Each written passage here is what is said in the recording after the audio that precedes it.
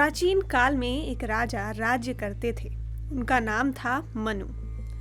विवस्वत सूर्य का पुत्र होने के कारण उन्हें वैवस्वत भी कहा जाता था।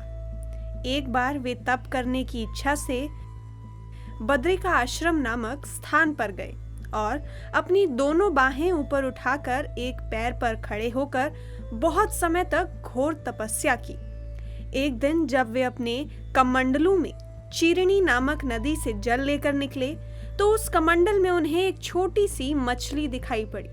उसे देखकर मनु ने ज्यों ही उसे निकालने के लिए हाथ बढ़ाया तब उस मछली ने मानव वाणी में उनसे कहा, राजन, मैं एक छोटा सा नर मछली हूँ। मुझे अपनी जाति की अन्य बड़ी मछलियों तथा अन्य जल जीवों से भय बना रहता है, अतः आप मेरी रक्षा करें। मछली को मानव वाणी में बोलते देखकर मनु को बहुत आश्चर्य हुआ, क्योंकि इसके पूर्व उन्होंने किसी मछली को मानव वाणी में बोलते नहीं सुना था और ना ही देखा था। उस मछली ने यह भी कहा कि आपके इस उपकार के बदले भविष्य में मैं भी आपके प्रति उपकार करूंगा। मछली की बात को सुनकर मनु को उस पर दया आ गई तथा उन्होंने यह भी सोचा कि भविष्य में यह मछली मेरा क्या उपकार करेगी। इस जिज्ञासा से उसे हाथ में उठाकर मटके में डाल दिया। वहां उन्होंने उसका पालन पोषण करना शुरू कर दिया।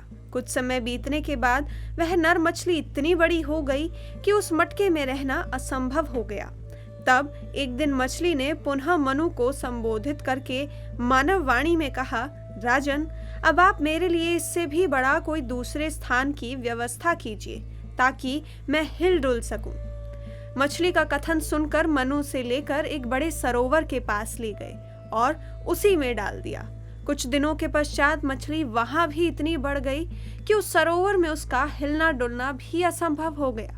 एक दिन उसने मनु से कहा, महाराज, मेरा इस सरोवर में रहना भी असंभव हो गया है, इसलिए मुझे इससे बड़ा स्थान दीजिए ताकि मैं सुखपूर्वक जीवन व्यतीत कर सकूं। मछली की प्रार्थना सुनकर मनु ने तब उसे गंगा नदी में ले जाकर डाल दिया। कुछ समय तक वह मछली गंगा में विचरण करती रही और धीरे धीरे बहुत विशाल हो गई। उसका शरीर अब गंगा नदी में भी नहीं अटता था। तब मनु ने उसे समुद्र में पहुंचाने के बारे में सोचा।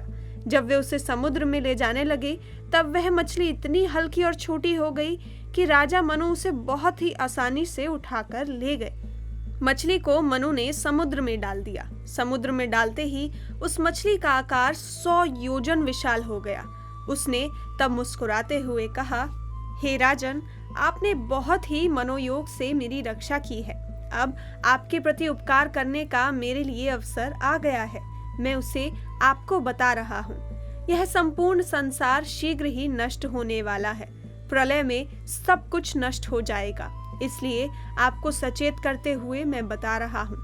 आप एक नाव बनवाइए और सभी प्रकार के बीजों का अलग अलग संग्रह करके उन्हें सुरक्षित रूप से उस नाव पर रख लें और सप्तऋषियों के साथ उस नौका में बैठकर आप मेरी प्रतीक्षा कीजिएगा। प्रलय आने पर मैं आपके पास अपने मस्तक में सींग धारण करके आऊंगा। उसी से आप मुझे पहचान लेंगे। उस प्रलय के जल को आप बिना मेरी सहायता के पार नहीं कर सकेंगे। अब मैं जाता हूँ। इस प्रकार कहकर मछली और राजा अपने अपने स्थान पर चले गए। कुछ समय के बाद जब प्रलय का जल पृथ्वी को डुबाने के लिए बढ़ने लगा तब मछली के कथानुसार एक मजबूत नौका में सृष्टि के सभी बीजों को रखकर तथा सप्तऋषियों को लेकर मनु उस प्रलय के जल में विचरण करने लगे एवं उस मछली का स्मरण करने लगे। वह मछली तत्काल ही अपने मस्तक में सींग धारण करके उपस्थित हो गई। मनु ने उसकी सींग में एक मजबूत रस्सी से नाव को बांध दिया।